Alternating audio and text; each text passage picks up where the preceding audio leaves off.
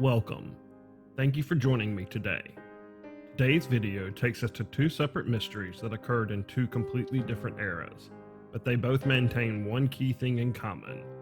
Both subjects disappeared and have never been heard or seen again. We will be examining the story of Lauren Spierer and the tragic circumstances that led to her disappearance. Our second mystery regarding a young child named Dennis Martin shaped how the process of search and rescue of missing persons is executed. These sweeping changes in search and rescue are still used to this day. Let's get into it.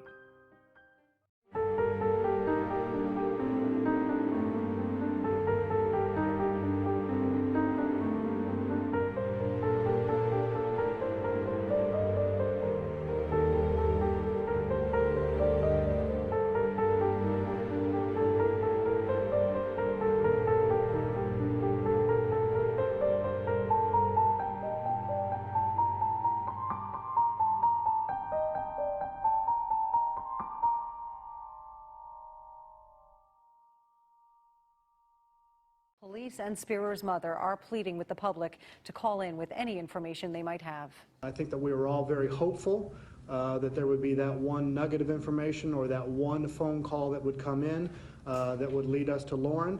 And at this point, that phone call has not been received, but we are still encouraged. In relationship to that, the person that knows this person that's not coming forward with the information, I beg you to come forward.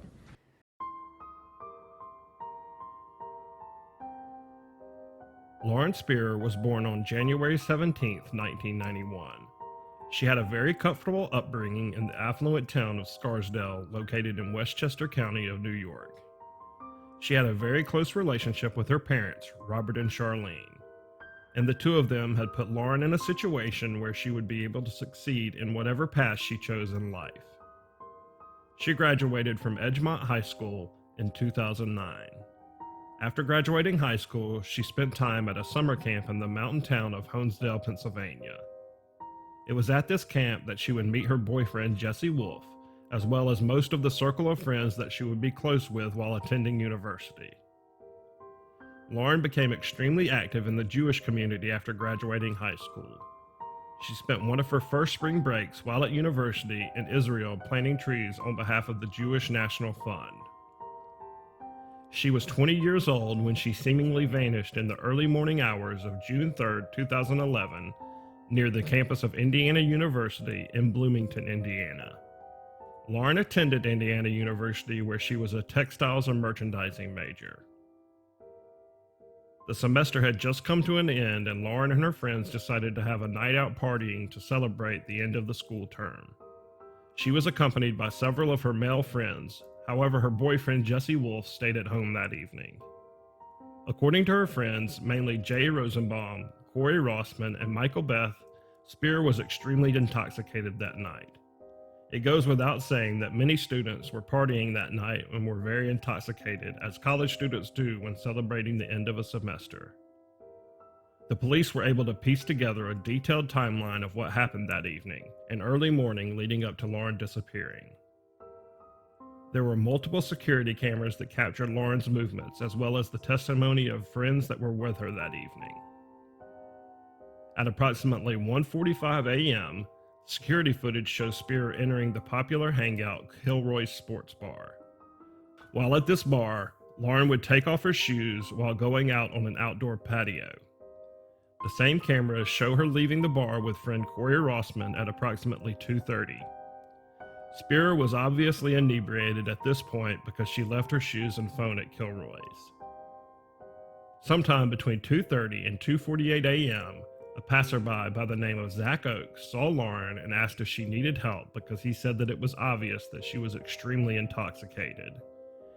She waved off any assistance because she and Rossman had just arrived at her apartment complex called Smallwood Plaza Apartments. While at her apartment complex, video captured Corey Rossman get into a small altercation with another group of college students. One of the males from this group punched Rossman. Between the hours of 2:50 and 3 a.m., Lauren and Corey make it back to Corey Rossman's apartment, where Corey's roommate Michael Beth was still awake. Beth says that both Rossman and Spierer were very intoxicated.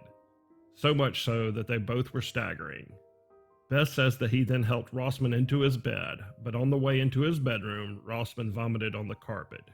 He said that once Corey was passed out and in his bed, that he asked Lauren if she would stay there because it was so late and not safe for her to be walking around drunk by herself. Spierer refused to stay and said she was going to Corey and Michael's neighbor's apartment, Jay Rosenbaum, who lived next door. Lauren had met Jay at the same summer camp that she had met her boyfriend, Jesse Wolf. Once she arrived at Jay Rosenbaum's apartment, he immediately noticed that she had a black eye, which he thought that Lauren had received from falling earlier in the evening due to her level of intoxication. While at Rosenbaum's apartment, Spierer used his phone to call two of her friends. Neither of them answered. At 4:30 a.m., Jay Rosenbaum claims that Lauren left his apartment. He said that the last time that he saw her, she was walking south down the street with no shoes, wearing black leggings and a white shirt. A few hours after Rosenbaum had last seen Lauren, her boyfriend Jesse Wolf awoke and noticed that she had not come home. He immediately texted her to see if she had crashed at one of her friend's apartments, but instead he received a text from an employee at Kilroy's Sports Bar from Spierer's phone stating that she had left her phone at the bar the night before. It was at this time that Jesse Wolf called the police and reported Lauren Spierer missing. Now there are a few things that we need to go over before we move forward.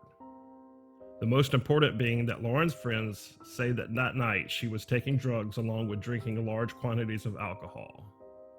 They said that Lauren had been snorting cocaine and crushed up tablets of Klonopin, a drug that is used for anxiety and panic attacks. The police would later find cocaine in Lauren's bedroom, so it is not a stretch to believe that she was using these drugs that night of her disappearance. The mother of Lauren's boyfriend, Jesse Wolf, stated that Lauren had been sent home from the summer camp that we spoke of earlier because she was using drugs at the camp. I could not find any information that confirmed or denied her claim. Spierer was only 4'11" and 90 pounds, or just over 40 kilograms. Coupled the fact that Lauren was so small and that she was drinking heavily and insufflating the upper cocaine and the downer Klonopin, there is no doubt that she would have been extremely intoxicated and most definitely not in the state of mind to be making good decisions whatsoever. All three of Lauren's friends that night chose to bring in lawyers on their behalf very early on in the police investigation. I know that many people think that when someone uses a lawyer in these cases that it makes them seem like they are hiding something. But I personally do not see it like that. I do not know for certain that these men are telling the whole story, but the one thing I do know from researching these cases is that sometimes the police do not do the best of work, and it is probably smart to bring in a lawyer that is looking out for your best interests. The investigation began straight away, and the police had a lead from camera footage that showed a white pickup truck driven by a person of interest. The investigators were able to rule that this person had nothing to do with her disappearance. This led the police with very little to go on regarding the mystery of what happened to Lauren. In August of 2011, police began a 9-day search of the Sycamore Ridge landfill, which receives the garbage from Bloomington, Indiana. It was at this point that it was made public that the Bloomington Police Department was working the case with the help of the Indiana University Police Department and the FBI. As of May 2013, the investigators had received over 3,000 tips regarding the mystery behind Lauren Spierer vanishing. Unfortunately, not much has come from these tips. In April of 2015, another student would go missing after a night out at the same bar Lauren Spierer had been at. Hannah Wilson vanished after a night out at Kilroy's Sports Bar. Wilson's remains would be found and police made an arrest after the killer left his cell phone beside her body. The police say that although Lauren Spierer and Hannah Wilson disappearances have some similarities, they are not connected in any way. No arrests have been made regarding Lauren's case, and sadly Lauren Spierer has still not been found to this day. This original poster you're seeing here was made by the Martin family, who dedicated the rest of their lives to getting answers about his disappearance. He went missing during a family camping trip in the backcountry of the Great Smokey Mountains National Park. So to understand that search, still the largest in the park's history, we went along with one of the rangers who took part, his name Dwight McCarter. We retraced the steps of that nearly 2-week search 50 years later. Search teams faced at the time days of rain and steep terrain in the area. They marched in lines, I'm told, along the trails in the Smokies looking for Dennis.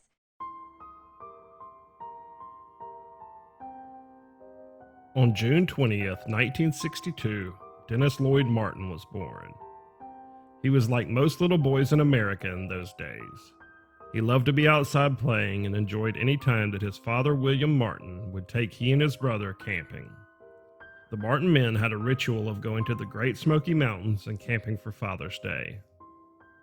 On Father's Day, June 14, 1969, Dennis would accompany his older brother, father, and grandfather on their annual camping trip. The Great Smokey Mountains was a short trip from where they lived in Knoxville, Tennessee.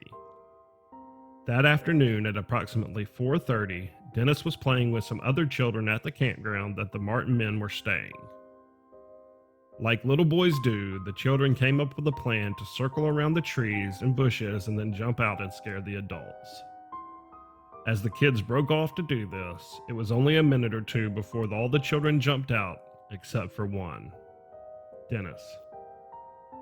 William Martin, the father of Dennis, had actually seen Dennis dip behind the bushes and laugh to himself, thinking about his son trying to sneak up on him. Tragically, Dennis never came out from behind those bushes, which led his father to immediately sound the alarm. William instantly jumped up and ran for 2 miles in the direction that Dennis was last seen. He found nothing. William Martin returned shortly, having seen no signs of Dennis. At this point, the grandfather, Clyde Martin, left to go to the ranger station to notify them that Dennis had vanished. Clyde did not make it to the ranger station until 8:30 that evening. By the time the park rangers had been notified, a bad rainstorm had begun to form over the Great Smokey Mountains. In the span of only a few hours, over 3 inches of rain fell in the area, washing away most of the trails and causing the streams and rivers to flood. The rainfall washed away most of the evidence that would have led to where Dennis was. The search that ensued for Dennis Martin is still the largest to this day that has ever taken place in the Great Smokey Mountains. Over 1,400 search and rescue members and volunteers were assembled to search for Dennis. No expense was spared, bringing in helicopters and even Army Special Forces to search for the 6-year-old Dennis. One trail was found that led to the edge of a stream where one sock and one shoe that were the same that Dennis was wearing that afternoon. Unfortunately, not much else was found regarding the mystery of what happened to Dennis Martin. The search was in full motion until September 14, 1969. William Martin offered a $5,000 reward, approximately $35,000 in today's currency, for any information leading to the discovery of Dennis. A major clue came up a few years after Dennis vanished. An illegal ginseng hunter claims that he came across a scattered skeletal remains that were the size of a child. Frustratingly, the man did not report his find until 1985 out of the fear he would get in trouble for illegally collecting ginseng in the area. When the investigators searched the area in 1985, they found no sign of the skeletal remains. In an odd turn of events, the large search for Dennis actually ended up hurting any chance of finding any clues. People recall that because so many people and vehicles were present to aid in the search, it caused serious organizational problems. People say that vehicles were moving loads of people constantly in and out of the area, and that with so many people searching, any clues would have been trampled on and destroyed. The disorganization and frankly mayhem that the search became led the National Park Services and search and rescue organizations to change protocol when searching for missing persons. Sweeping changes in how the groups searching are organized and how motorized vehicles are used are still in place today. Although it is tragic that Dennis Martin was never found, at least much was learned from the search, which has led to successful retrieval of hundreds of missing people since. Today's video took us between two very different regions of America in two very different eras. but the common denominator of someone's loved one vanishing is the same. Tragically, Lauren Spierer and Dennis Martin have never been found to this day. All we can hope for is that one day these families will get the answers and the closure they deserve. Thank you for joining me for today's video. Please like, subscribe, share, and post a comment. Don't forget to hit that notification bell so that you don't miss any of the new content. Until the next one,